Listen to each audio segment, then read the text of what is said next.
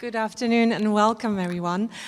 I am delighted that I get to moderate what will be a fascinating discussion with two science world royals. No other way to describe you both. I hope that all of us will go on a journey of discovery, learning and fun, and all about one of the most proficient, prolific, and engaging scientists ever, Professor Stephen Hawking.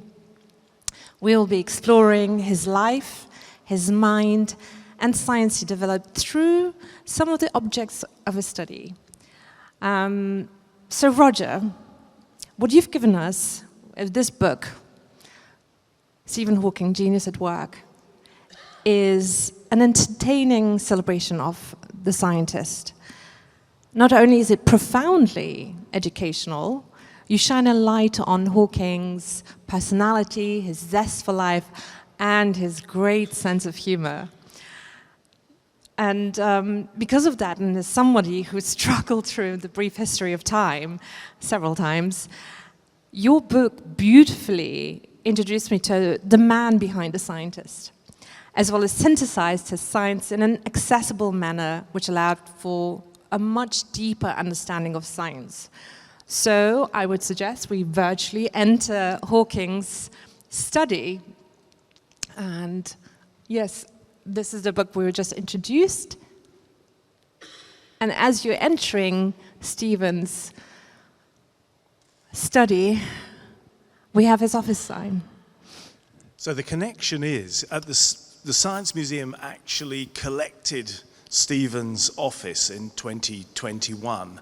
And I've been lucky enough to go through this door a few times. In fact, Stephen was in several offices in Cambridge. This is the label for his latest office for the Department of Applied Maths and Theoretical Physics. And actually, I've been asked to write a Hawking biography in the 1990s after I did an Einstein biography. But anyone who's done a biography knows that dealing with families is incredibly hard work and exhausting. And I got dragged into some great Einstein family dispute. I didn't have the appetite to do another straight biography. But when the museum collected Stephen's office, about 1,000 objects in this office, it struck me that this is a really interesting way to approach Stephen's life. In effect, this is like a museum that he had curated of the cool things that meant a lot to him, and also things that actually helped him to live. You know, so like there was a sofa in the office, but in fact it was used as a couch by the nurses who would help him breathe and so on. So there were lots of fascinating stories that you could build around the objects in the office, and that's the basic conceit behind the book. Yes, and Lord Martin Rees, you've met Stephen. And what year was that exactly? Because he was 2 years ahead of you, and you shared the same PhD advisor. That's how you met. You must have stepped into that office quite a fair bit as well. Yes, indeed. I was a student in Cambridge, 2 years junior to Stephen. I joined as a graduate student when he was in his third year, and he was already suffering from his disease. He walked with a stick, etc. And his supervisor, Dennis Sharma, who we'll hear more about during this hour, had been told by the family he may not survive to finish his PhD. And of course, as we know, he not only survived, but he went on for 50 years beyond that. And mere survival would have been an achievement. But of course, we know he had the great achievements that are chronicled via the documents in this wonderful book that Roger's written. And so I kept up with him. Our research areas drifted apart. I'm an astronomer, less mathematical than Stephen was, but we kept together. And I had the privilege of giving the main address at the Westminster Abbey memorial service for Stephen. And so I followed him all through his life. You were studying together before you became great friends. And it's this this thesis that before Kim Kardashian broke the internet. Stephen Hawking broke the internet. That's right. When they put this thesis on the internet, actually the servers collapsed because of the demand to download it, which is rather amazing. Yes. And the book's kind of remarkable on lots of different levels. I mean, cosmology was seen as a bit flaky at the time that Stephen wrote his thesis in the 60s. And really, it marked a sea change in making part of a movement to make cosmology respectable. It was written in extraordinary circumstances because he'd been given a diagnosis of only having a year or two to live. So it's almost miraculous he delivered the thesis. There are handwritten equations written by his then new wife, Jane, and he actually boldly attacks the prevalent view, the steady state view of the thesis, of the universe, that in fact, ironically, he wanted to work for Fred Hoyle, who believed in who's the big proponent of the steady state theory, who had written off the Big Bang theory as some sort of quasi-religious idea. But in fact, Stephen's thesis provides huge evidence for the Big Bang theory, building on the work of Roger Penrose. And I suppose, I'm trying to think, Martin, this is where Martin's going to tell me off, because Martin's forgotten more than I will ever know about these subjects. But Roger Penrose won the Nobel Prize really for taking Einstein's theory of general relativity, which you think of as a theory of gravity, and making sort of black holes respectable with that theory.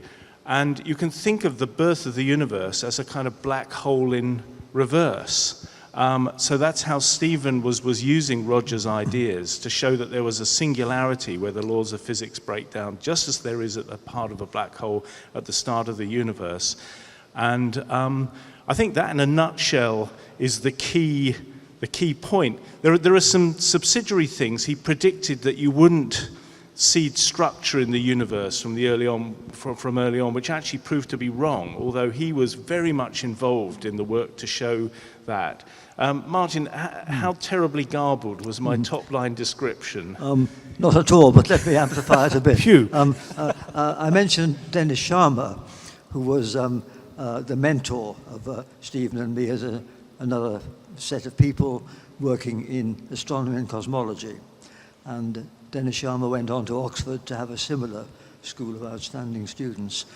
This was the 60s, which was an exciting time because for the first time we had evidence for the Big Bang. We had black holes being taken seriously, etc. And I think Dennis Sharma, who I would say showed that a great coach need not be a great player. He wasn't a great individual scientist, but he really inspired a whole generation, or 2 or 3 generations of scientists. And his first great achievement was to persuade Roger Penrose, who was about the same age. Roger Penrose is 92 now. Dennis, were he still alive, would be 92. But he persuaded Penrose, who was originally a mathematician, to take an interest in relativity and cosmology. And it was the new mathematical ideas which were introduced into the study of Einstein's equations, which was Roger Penrose's first contribution, and he went on to have an amazingly inventive career which still continues. But the main point was that Roger Penrose, gave new mathematical tools which were used by the younger generation. And indeed, one of the many bits of advice which Dennis Sharma gave was to give the students the advice to go to London, where Roger Penrose was then teaching, and listen to the lectures he was giving on what was then fundamentally new ideas, which were exploited by him with Stephen Hawking, and then by Stephen Hawking and other collaborators. And that really led to the firming up of black holes as an entity and understanding their properties.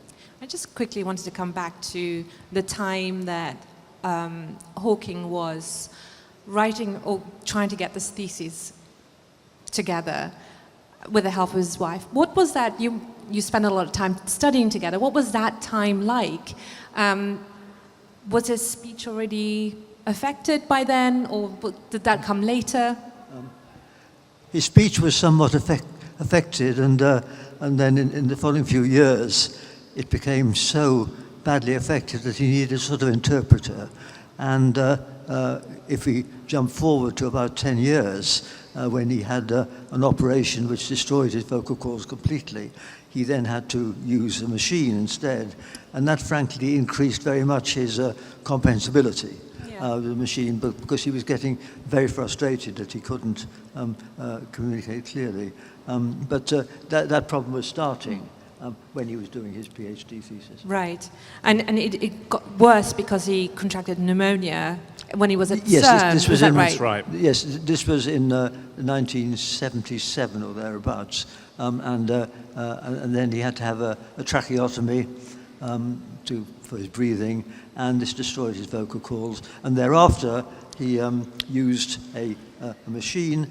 He was able to use a typewriter for a bit, but then he had to have a lever which he could press as it scanned the letters. So it was painfully slow, but that was the only way he could communicate. And he had, of course, the rather sort of Dalek-like voice, which the machine had. And although, of course, he could have had a much better, different voice, he always kept that same Dalek-like voice, which I'm sure everyone here will have heard. Got quite attached and that to became that. his trademark, as it Yes. In fact, behind us we've got the emulator. In fact, Stephen adapted something in the mid-80s by Walt Wartos, Words Plus, which was kind of a funny analog digital voice. And as Martin says, they were always saying, let's update your voice. But Stephen realized that it was his identity almost, and he didn't want a constantly changing voice. But actually, years later, it became an issue because it depended on really outdated technology. And so there was a huge effort to build an emulator, in effect, a synthetic, a digital version of the original analog digital voice, which took quite a lot of effort to deliver. And they only really gave him the final version quite close to when he died, actually. It must have been You were 2017. talking in the book about people scouring their attics and what have you, trying to find copies of the voice. That's right, because bits he of felt old hardware. so. And in fact, you also mentioned in the book where, during the screening of The Theory of Everything, the movie, the biopic, he sat through the screening and realized they were using a similar voice. But because he liked the movie so much, he then gave them permission to use his voice. He loved the movie. He said something like, not everything happened, but everything was true. He felt that it, obviously Eddie Redmayne's portrayal of Hawking was absolutely masterful and really captured his physical condition and how it deteriorated and so on. And then after he saw the screening of the movie, he said, look, I'm willing to let you use my voice for the film. So the film does have Stephen's authentic voice. Yeah.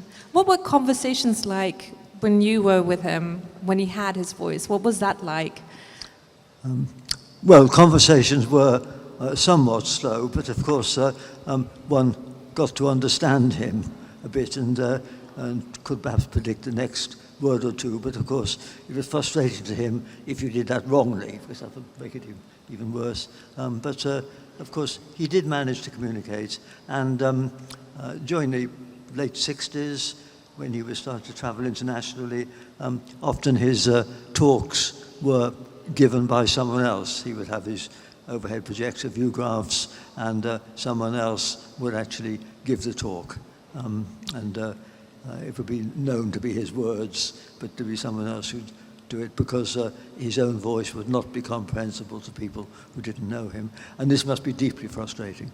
But of course, it's just an example of how he managed to survive what must have been extraordinarily frustrating handicaps, which of course got far worse in his later life.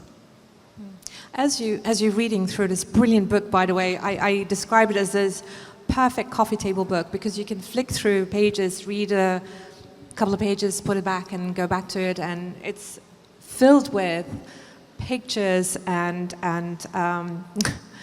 history. But what I also want to talk about is this personality, this huge, mighty personality that was seemingly unstoppable, because it didn't stop him from doing science. And this blackboard is fascinating. Roger, talk to us about this. Okay, well, this, first of all, Stephen was very stubborn. I think you had to be incredibly stubborn to get through the travails. He never complained about anything. And people relied a lot on blackboards to kind of, people who could interpret him would often put ideas on a blackboard and so on. And it became a part of his sort of MO in effect.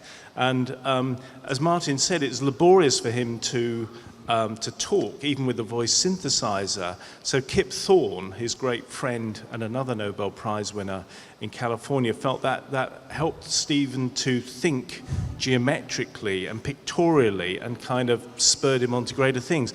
This picture, this blackboard here is a recording of a meeting where physicists from all over the world gathered in Cambridge. In fact, Martin played a role in getting the money from the Nuffield Foundation to have this meeting. I think it was in 1982 on supergravity and supersymmetry.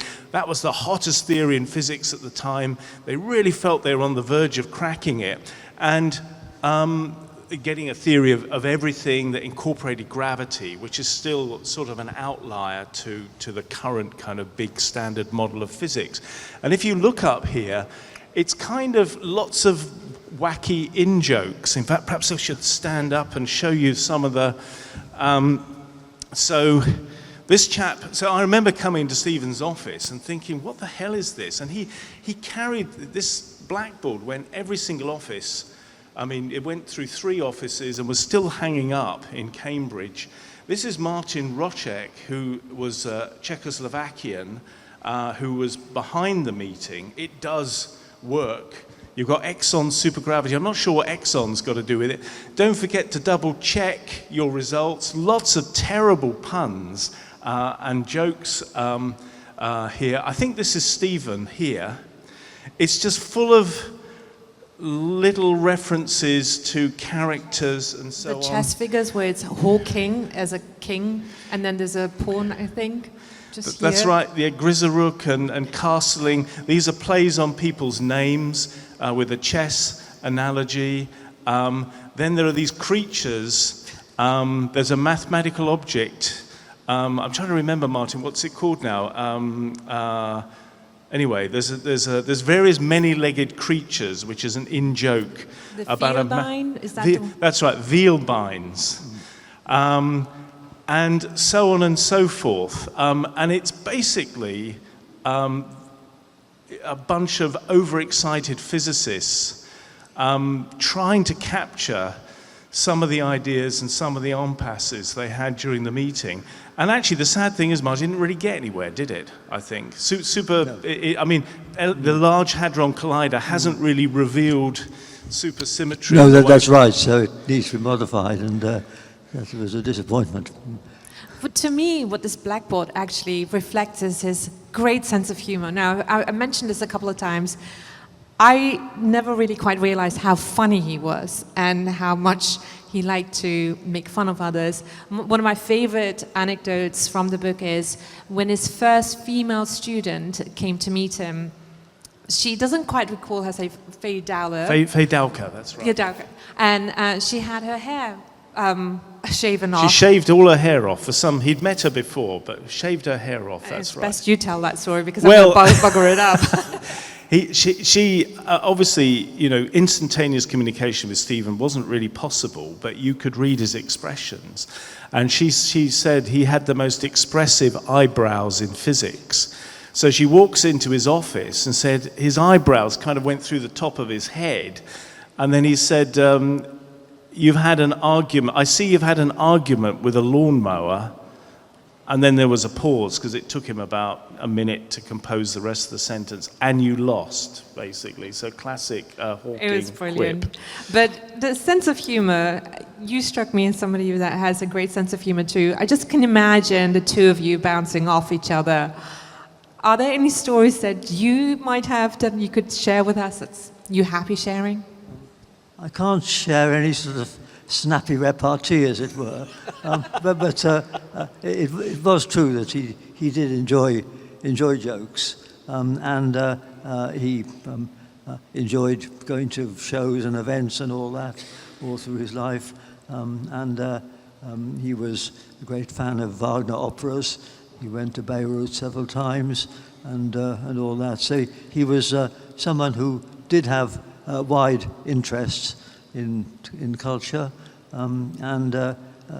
even in his later years. And I remember the events for his 60th and 65th birthday, when there were large gatherings, including some celebrities who came, and he went up in a hot air balloon on that occasion, just a celebration. So he enjoyed doing this sort of thing, and he was very bold in his exploration. I mean, he traveled all over the world. He went to China, Israel, and the United States very often.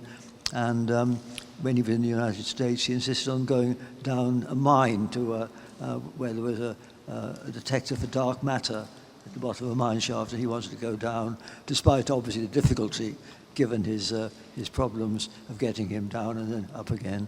But he was always adventurous and willing to do that. And of course, there is the iconic picture showing him being weightless, because he was very keen to do this, and he went in an American plane which went on a parabolic orbit, which gave you about It's what astronauts call a vomit comet. Yes. Which gives nearly a minute of weightlessness.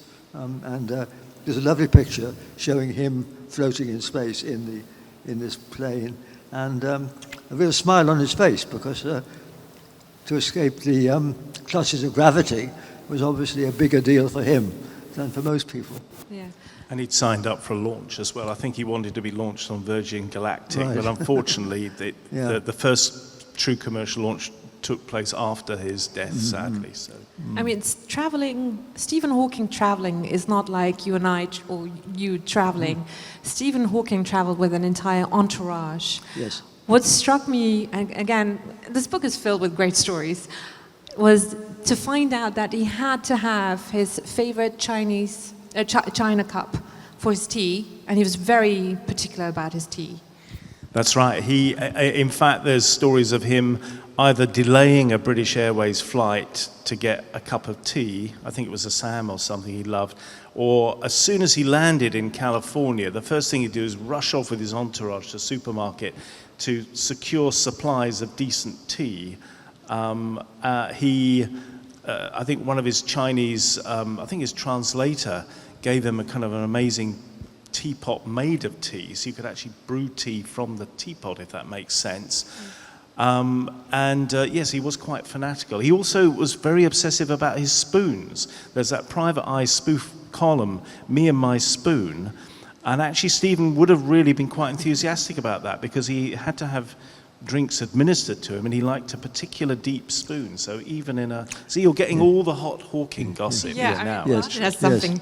Yes. Well, as a context of this, I think we should, obviously everyone knows about the brief history of time, and of course it was that which catapulted him to global celebrity. Before that time, he was known in the scientific community as one of the leading theorists in the subject, but after that book came out, and the image of the imprisoned mind roaming the universe, etc., that of course made him a global figure, and of course enabled him to get sponsorship and cover the cost of his entourage, which otherwise, as a state academic, he'd never been able to do. So it was fortunate that he did have this way of turning his handicap into a plus, and it's obviously enhanced the sales of his book, but it's enabled him to have a more normal life than he would have had if he'd been constrained financially as well as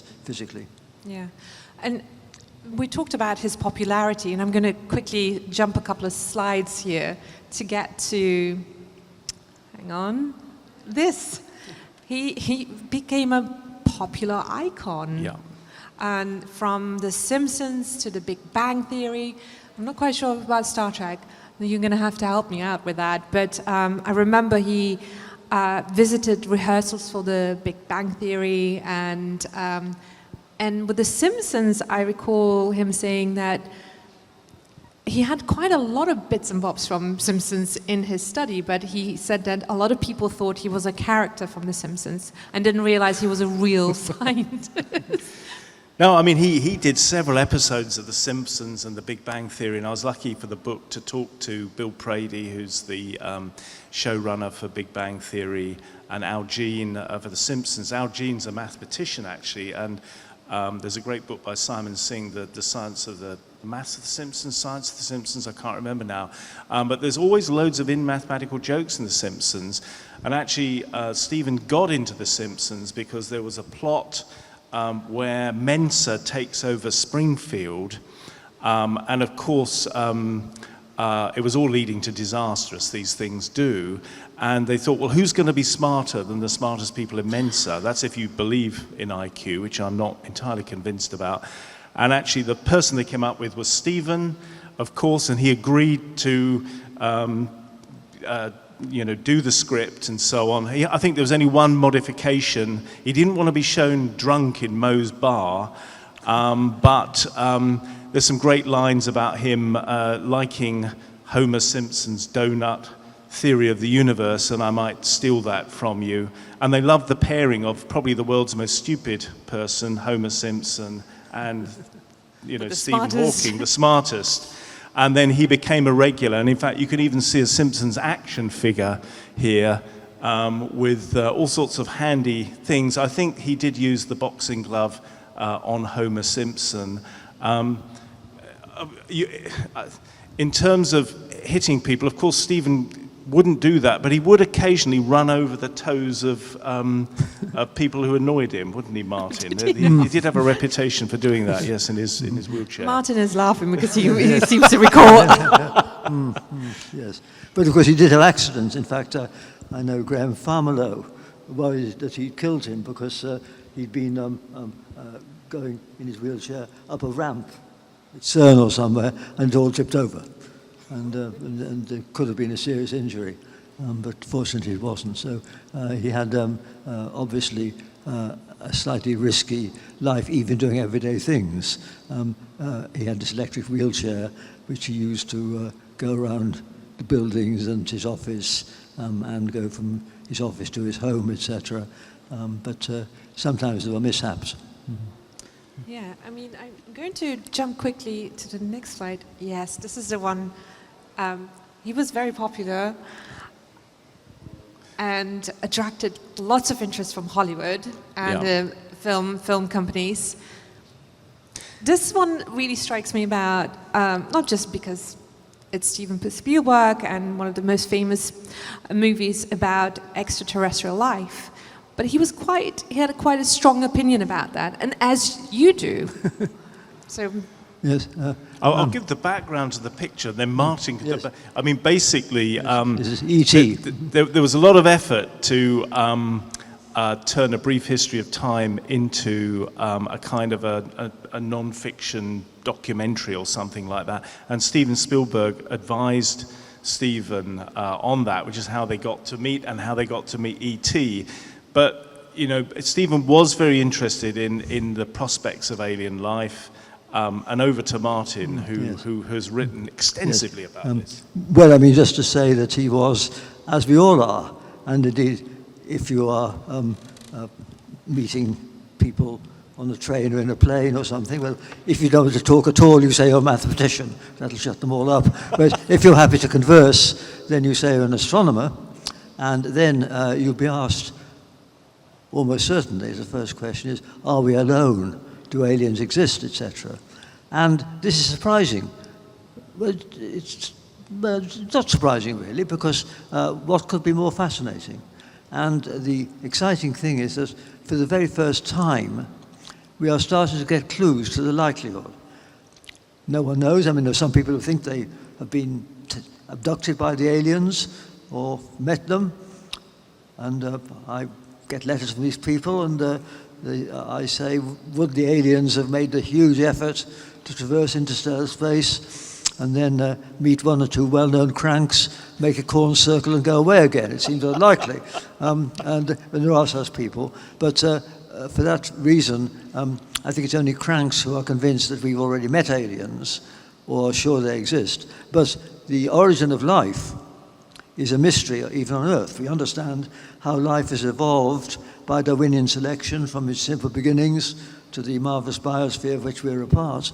But the transition from complex chemistry to the first metabolizing, reproducing entities we call alive, that's still a mystery. But people are starting to work on it. Biochemists are starting to understand the roots why this may happen. But more importantly, astronomers are possibly going to be able to find evidence for this by being able to examine the water spraying out through the ice of Europa or Enceladus, moons of Jupiter and Saturn. And that's one way. It would be exciting to know if there was any evidence for even the simplest life elsewhere in our solar system. And the James Webb Telescope, as you probably know, is able to observe planets orbiting around other stars.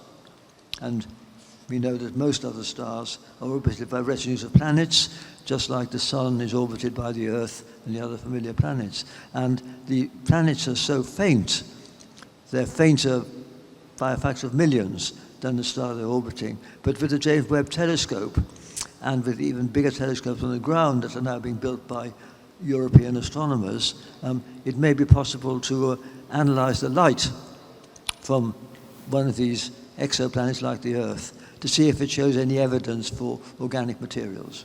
So that's just a long-winded way of saying that it's now not just speculation, but it's really a scientific problem to understand the origin of life and where else it might exist in the universe. Thank you for that segue. So, because I can now show another piece from Stephen's office, which is this inflatable beach ball, oh, yes. right? Which is depicting the earliest light. It's a picture of the baby universe, baby basically. universe, Yeah. that's better. Taken by something called WMAP, which is a probe that looks at the kind of echo of the Big Bang. And when these results were published, you could see this is the universe, I think, 380,000 years old. There's tiny variations in temperature here, but you can already see structure evolving in the universe. And Stephen was very excited about this because he and others had been at another Nuffield meeting where they'd hammered out this theory called inflation, where the universe had an enormous growth spurt from almost nothing to cosmic dimensions in a fraction of a second. And tiny quantum fluctuations could kind of plant the seeds of the bigger structures we see around us in the universe, like galaxies and so on. So they were very excited by this image taken by WMAP because you could begin to see structure emerging in the universe, and it began to confirm some of the insights. It gave lots of other information as well. Hilariously, if you look at the splodges, he was also excited that there's an SH in there somewhere, so he thought his initials were on the cosmos. That's what one of the attendees of the meeting told me.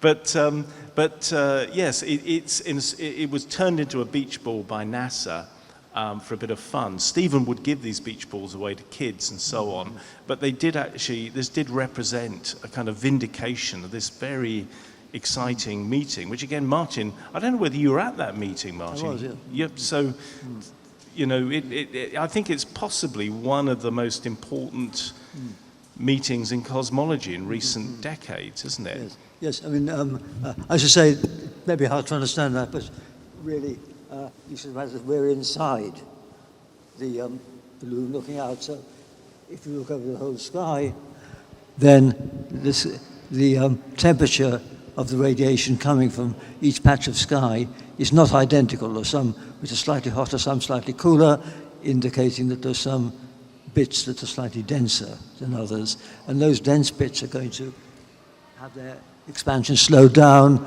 and make the first structures.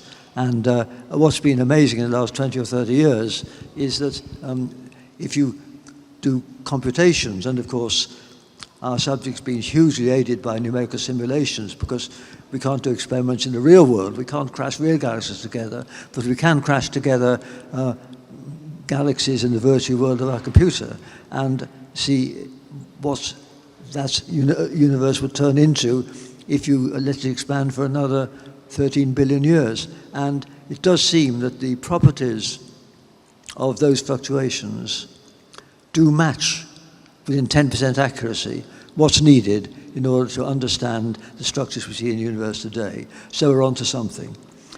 And we have confidence in extrapolating back to when that radiation was last scattered, when the universe was about 30 million years old, 30,000 years old.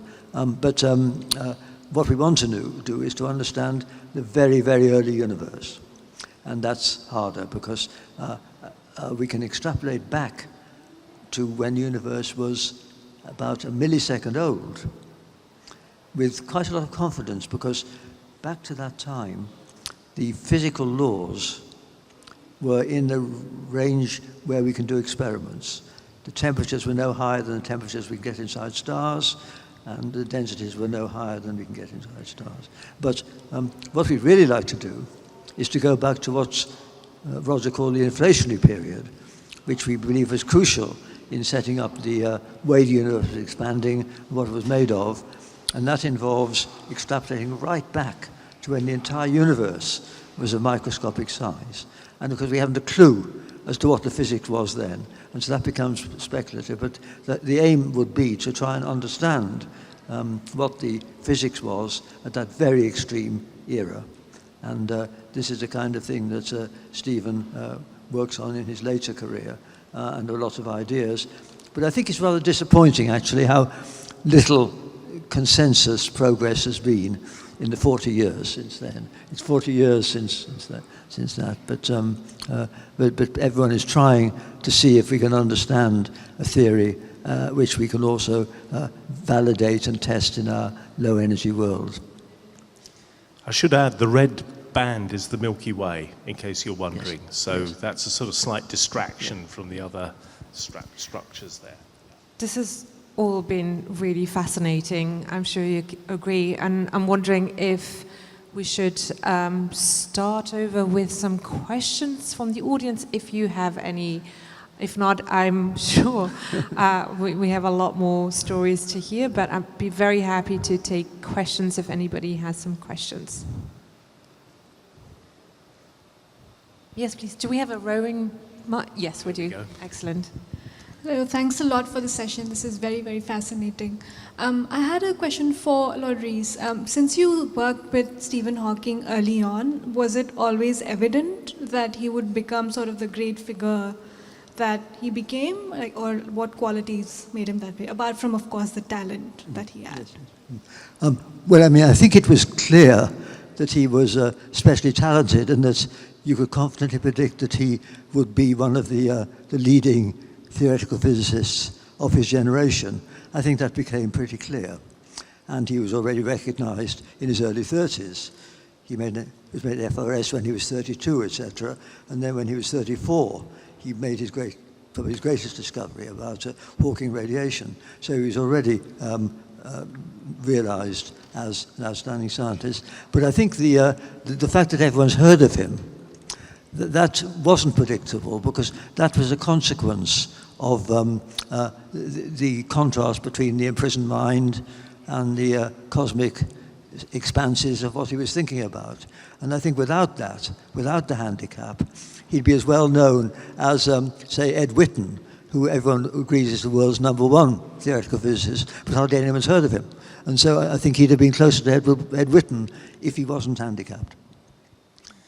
I mean, just to jump in on what Martin said, Hawking radiation really is probably Stephen's greatest legacy, where he did something truly extraordinary, and it was back in '74, which really sent out shockwaves through physics. And in fact, the equation for Hawking radiation is on his gravestone in Westminster Abbey, and was actually on this cup from the producers of the Theory of Everything. And in a nutshell, when Penrose used general relativity to look at black holes, nothing could escape from a black hole. Stephen, in effect, looked at a black hole sort of through an atomic lens, using quantum mechanics, the theory of the very small, to show that actually black holes had a temperature and they gave off radiation, so-called Hawking radiation. And it's one of the great ambitions of physics is to fuse together these theories of the very big and the very small.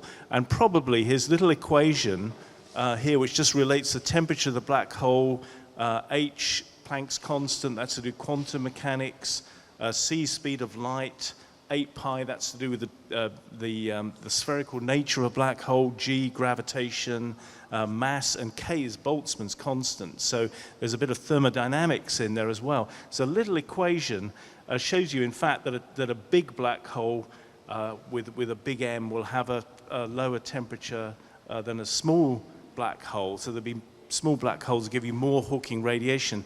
This is probably, it still holds up, doesn't it, Martin, as the most important probably result in pulling these two theories together? I think so, and it's still, more than 50 years later, a topic of active research and controversy, whether information is lost when something falls into a black hole, or whether it's somehow stored in this radiation and can be recovered. These are fundamental questions for physicists, and still 50 years later, they're lively topics, and so it's a very deep advance that he made, and its ramifications are still being explored. So I agree with him, and this is his own idea. I mean, of course, his other ideas perhaps emerged more directly from work of Penrose and other people, whereas this was a more original idea which was just his.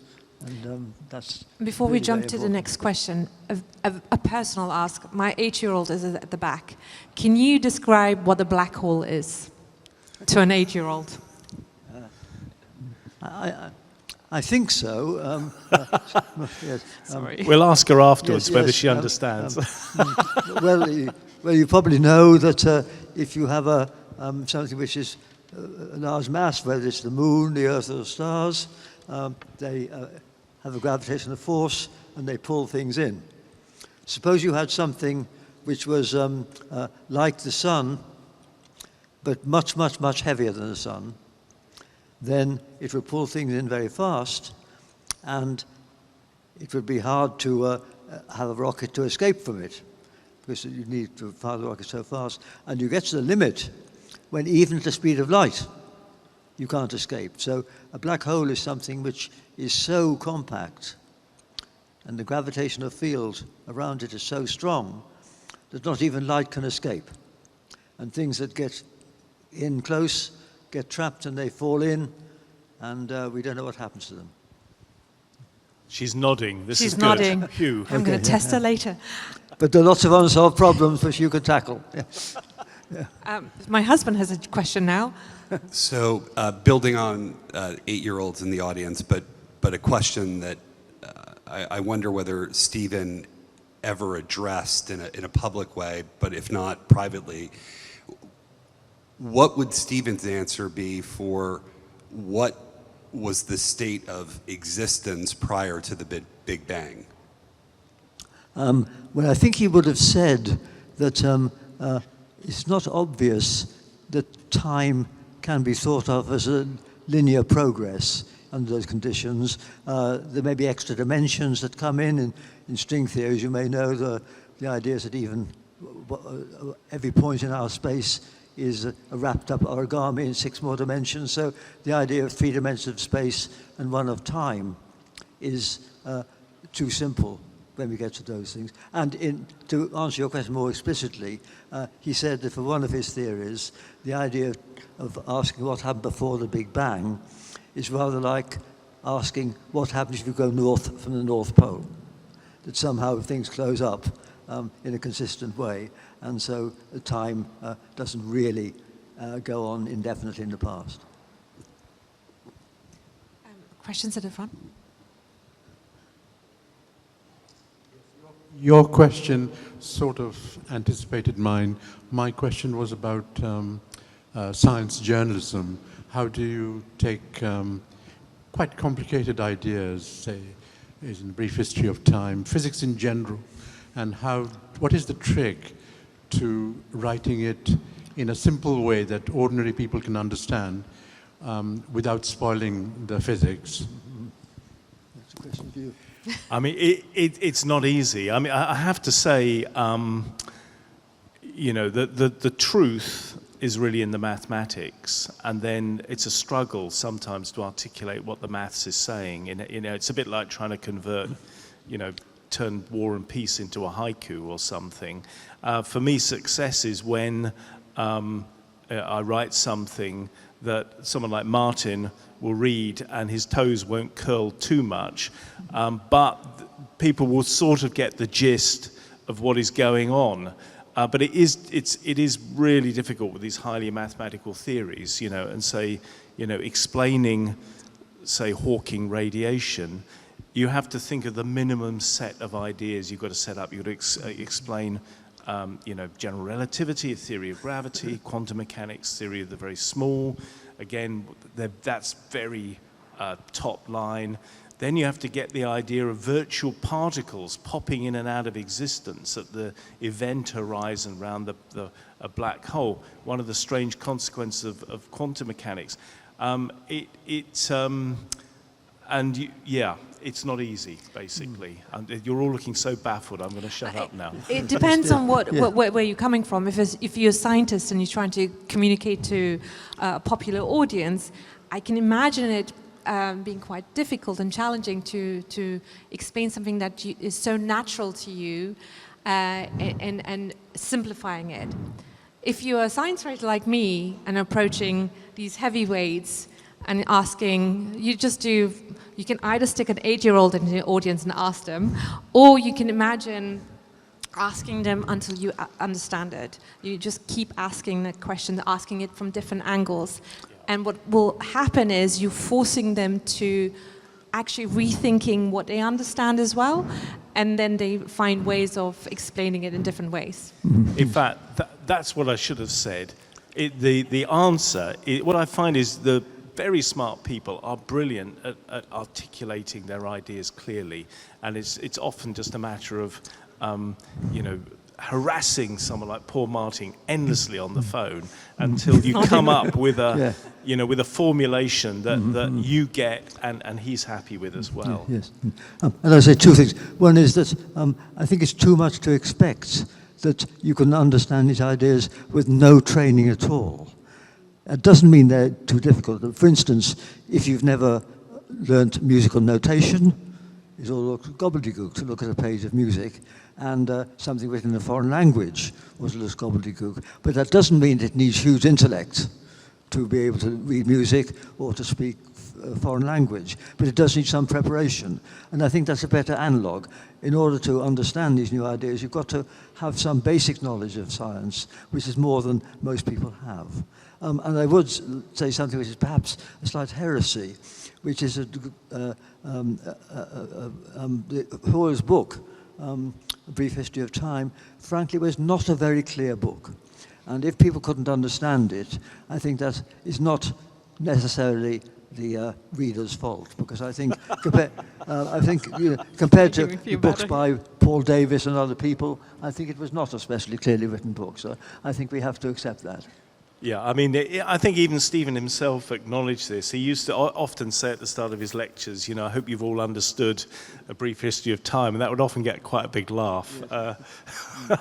It was claimed that it was the book that the fewest people ever finished, and actually someone did a survey using Amazon. Jordan Ellenberg, I think, the mathematician. Yes, that's right. And it wasn't A Brief History of Time. It was Thomas, was it Piketty or something? I can't remember. But they did some Amazon sales analysis, which was very interesting. But having said that, you know, Steve Jones, the legendary snail geneticist and another best-selling writer, always used to joke that there's two sorts of pop science book: A Brief History of Time and all the rest, because the sales figures for A Brief History of Time were amazing. And of course, as Martin was alluding to, it wasn't that it was a great book, it was the whole package. It was just extraordinary that you were getting a glimpse inside the mind of someone who was fully functional, even though they were sort of trapped in their body. And people found that an amazing concept, really. Any more questions? Yes, please.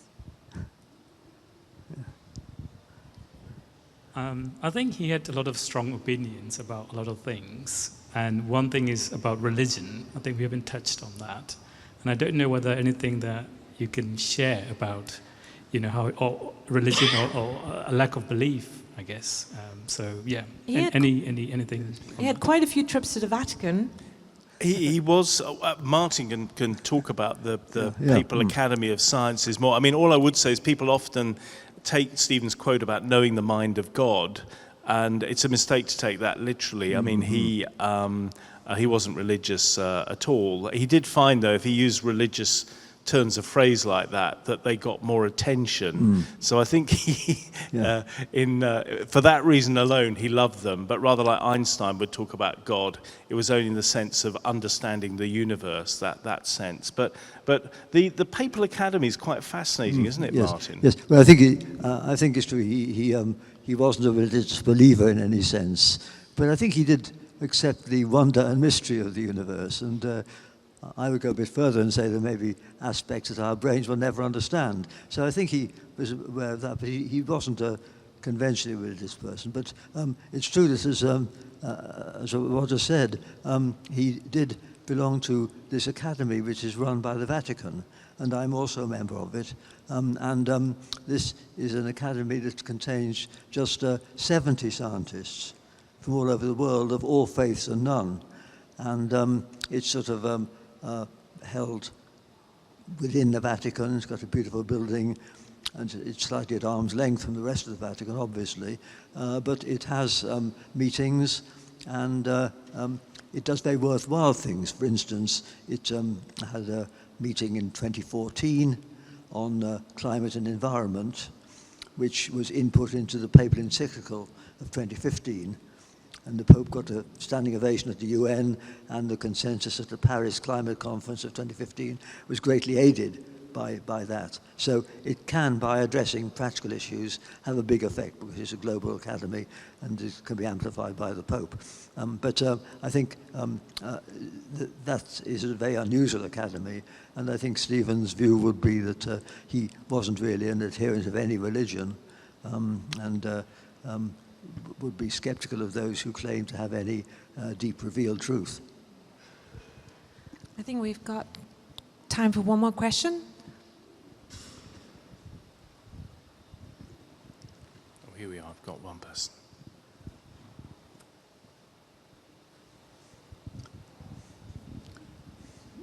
Did Professor Hawkins ever talk about the soul, whether he had a soul or what his belief in the soul was? Not to my knowledge, I have to say. No, I think, gosh, I'm sorry, I can't expand any more on that. Martin, are you aware of? I can't imagine he used the word, but obviously he did appreciate that there were many important aspects of our mental life which weren't just science. I mean, as I said, he was a great enthusiast for opera and music, etc. And that's something that's important, and it's not really science at all. And so I think he accepted that there were aspects of our mental appreciation which went beyond what we call science. I'm not sure whether he would use the word soul, but I think some of us might use the word soul for the features of our brain that deal with the ethics and aesthetics, which are important to being a human being, but they're not really science. That's not a very good answer, I'm afraid, but that's the best Much more elegant than my no, actually. So. Yeah. If there are no more questions, I would like to thank both these giants of science. That's how I can describe you. Thank you for your time, your contributions. The book is brilliant. I can't recommend it enough. There's loads of contributions from Martin in it as well. Like I said, it's if you, like me, you've struggled through A Brief History of Time, this is the way to get closer to Stephen Hawking and his science. Also the exhibition at the Science Museum. And thank you once more for a fascinating discussion, for all the insights, the stories, and have a lovely evening, everyone.